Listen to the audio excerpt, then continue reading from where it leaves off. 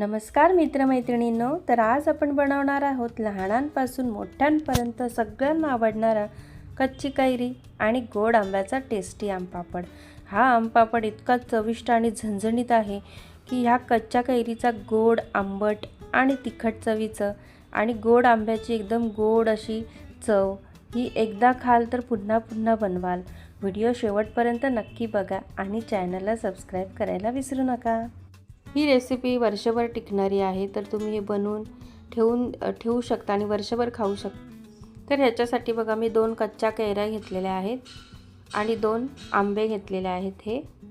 हे हापूस आंबे आहेत, एकदम गोड आंबे आहेत।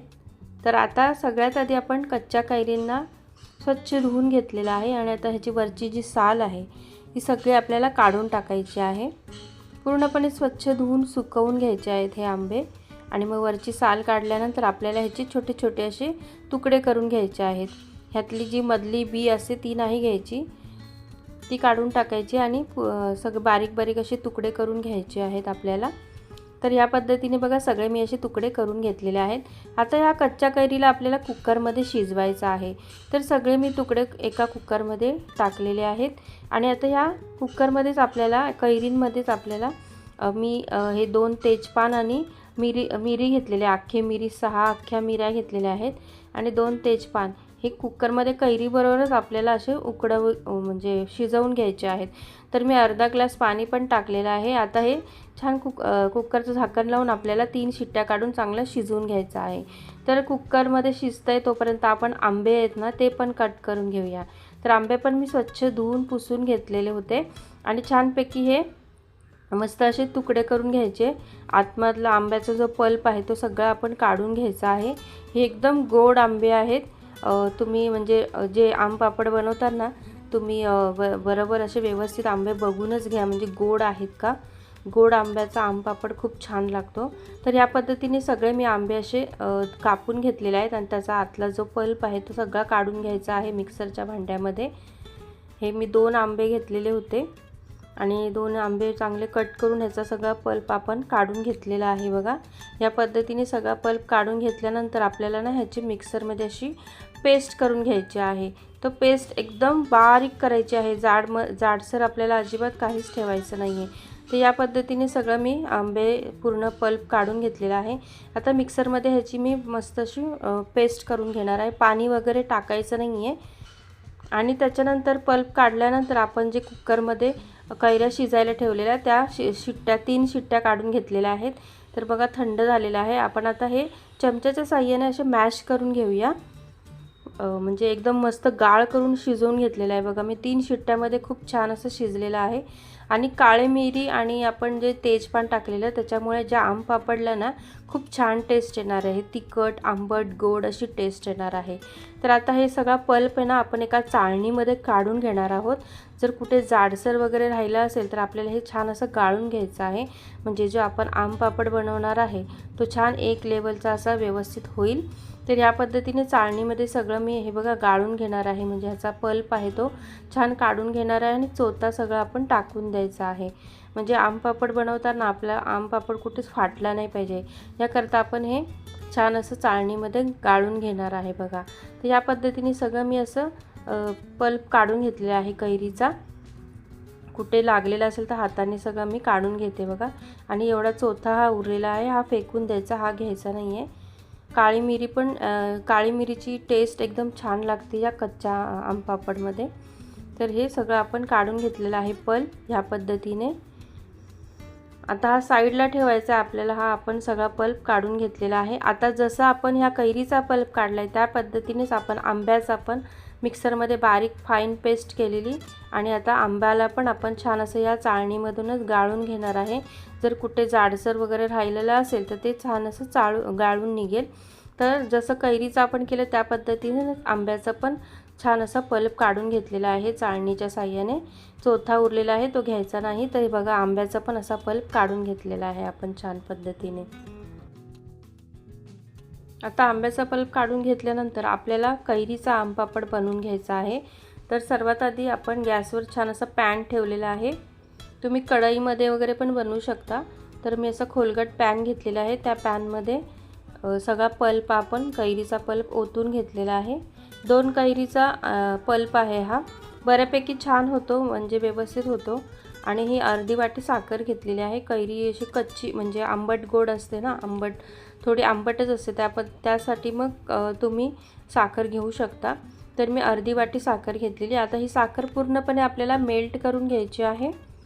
छान अशी मेल्ट झाल्यानंतर आपण हे सेंधव मीठ टाकणार आहे. म्हणजे छान आपल्या ज्या आमपापडला आंबट गोड तिखट. आणि हे चिली फ्लेक्स अर्धा चमचा आपण चिली फ्लेक्स पण टाकलेले आहेत. दिसायलाही सुंदर दिसतं आणि खातानाही छान असं तिखट गोड आंबट आणि छान चव येते ह्याला. त्याच्याकरता जी कैरीचा आपण आमपापड बनवणार आहोत त्याच्यामध्ये चिली फ्लेक्स टाकायची. तुम्हाला जर चिली फ्लेक्स नसेल टाकायची, तुम्ही नाही टाकली तरी चालेल. तर बघा ह्या पद्धतीने आपण साखर मेल्ट होईपर्यंत आणि हे मिश्रण असं घट्ट दाटसर होईपर्यंत आपण शिजवून घेतलेलं आहे. आता हे ऑप्शनल आहे, तुम्हाला जर रंग टाकायचा असेल तुम्ही टाकू शकता. मी चिमूटभर म्हणजे एक थेंब असा ग्रीन कलरचा, हिरव्या रंगाचा आपण खायचा कलर टाकलेला आहे. हा ऑप्शनल आहे, तुम्हाला जर नाही टाकायचा तुम्ही नाही टाकला तरी चालेल. तर बघा एकदम सुंदर कलर आलेला आहे आपल्या या कच्च्या आमपापडला. आणि छान असं मिश्रण घट्ट आणि दाटसर पण झालेलं आहे. साखर पूर्णपणे मेल्ट झालेली आहे आणि मिश्रण पूर्ण पॅन सोडत आहे. बघा कुठेही चिकटलेलं नाही आहे किंवा जळालेलं नाही आहे. तर सतत आपल्याला ढवळत राहायचं आहे या पद्धतीने. आणि छान असं दाटसरपणा आल्यानंतर आपल्याला हे गॅसवरून उतरवायचं आहे. तर आता आपल्याला एका डिशमध्ये जे आमपापड बनवायचं आहे त्या डिशला आपण म्हणजे थोडंसं तूप लावून घेऊया. तूप किंवा तेल लावलं तरी चालेल. मी तूप लावून घेत आहे छानपैकी. पूर्ण ताटलीला आपण छान असं तूप पसरवून घ्यायचं आहे. आणि जे आपण कच्च्या कैरीचं जो मिश्रण बनवलेलं होतं आमपापडचं, ते पूर्णपणे आपण या डिशमध्ये ओतून घेऊया. तर बघा एकदम असा दाटसरपणा आलेला आहे. तितपत आपल्याला शिजवायचं आहे. एकदम पण जास्त शिजवायचं नाही आहे, नाहीतर कडक होईल. तर ह्या पद्धतीने हे मिश्रण आपण ताटामध्ये असं पसरवून घ्यायचं आहे. आणि 1 दिवस फॅन खाली आणि 1 दिवस उन्हात हे वाळून घ्यायचं आहे. तर आता ह्याच पद्धतीने आपण जसं कैरीचं बनवलेलं, तर त्याच पद्धतीने आपण आंब्याचा पल्प पण आपण ह्या पॅनमध्ये टाकून छान त्याच सारखी आपल्याला बनवायचं आहे. तर आंब्याचा पल्प पण आपल्याला छान असा दाटसर घट्टसर होईपर्यंत शिजवून घ्यायचा आहे. तर मी 1 वाटी साखर घेतलेली आहे. आंबा एकदम असा गोड होता, त्याच्याकरता मग छोटी वाटी घेतलेली आहे साखर. मी जवळजवळ 4 ते 5 चमचे साखर घेतलेली असेल मी, कारण हे हापूस आंबा खूप गोड होता, म्हणून साखर आपण प्रमाणातच घ्यायची. तर बघा या मिश्रणाला पण अशी उकळी येईपर्यंत दाटसर होईपर्यंत आपल्याला हे असं शिजवून घ्यायचं आहे गॅसवर. बघा या पद्धतीने आपण हे मिश्रण असं दाटसर करून घेतलेलं आहे. तुम्हाला जर ह्याच्यामध्ये मीठ टाकायचं असेल तुम्ही मीठ टाकू शकता. मी मीठ नाही टाकणार आहे. आणि ह्याचे म्हणजे चिकटपणा आपण चेक करायचा, म्हणजे ह्याला चिकटपणा आलेला आहे का. तर या पद्धतीने असा चिकटपणा आला की आपण परत त्याच पद्धतीने डिशला छान असं तूप लावून घ्यायचं. आणि हे मिश्रण आहे ते ताटामध्ये ओतून 1 दिवस फॅन खाली आणि 1 दिवस उन्हामध्ये आपल्याला वाळवून छान हे आमपापड तयार करून घ्यायचे आहेत. तर बघा सगळं मिश्रण आपण ह्या डिशमध्ये ओतून घेऊया. तुपामुळे म्हणजे आपलं जे मिश्रण आहे ते सुटायला मदत होते, त्याच्याकरता तूप किंवा तेल लावलं तरी चालेल. तर या पद्धतीने सगळं मिश्रण ताटामध्ये ओतून घेऊया आणि छान असं पसरवून घेऊया. तर या पद्धतीने आपण सगळं मिश्रण ताटामध्ये ओतून घेतलेलं आहे. आता हे छानपैकी 1 दिवस फॅन खाली वाळवायचं आहे आपल्याला आणि 1 दिवस आपल्याला छान असं उन्हामध्ये वाळवायचं आहे. हे 2 दिवसात लगेच मस्त वाळतं. तर बघा हे छान असं आपण डिशमध्ये सेट करून घेतलेलं आहे, दोन्ही पण कच्च्या कैरीचं आणि पिकलेल्या आंब्याचं. तर आता हे 1 दिवस फॅन खाली ठेवणार आहे मी आणि 1 दिवस उन्हात वाळवणार आहे. आता वाळवल्यानंतर आपण बघूया. तर बघा हे आपलं 2 दिवसानंतर हे वाळवून झालेलं आहे. आता ह्याला आपण काढून घेऊया. ह्याच्या कडा एकदम चांगल्या सुटतात, अजिबात चिकटलेले नाही आहे कुठेच. तर मी हे आंब्याचं काढून दाखवते तुम्हाला. साईडच्या कडा सोडून घ्यायच्या चमच्याने किंवा चाकूने. तर बघा या पद्धतीने आपली ही आमपापड, पिकलेल्या आंब्याची आमपोळी बोलू शकता किंवा आमपापड बोलू शकता. तर आता आपण हे कट करून घेऊया.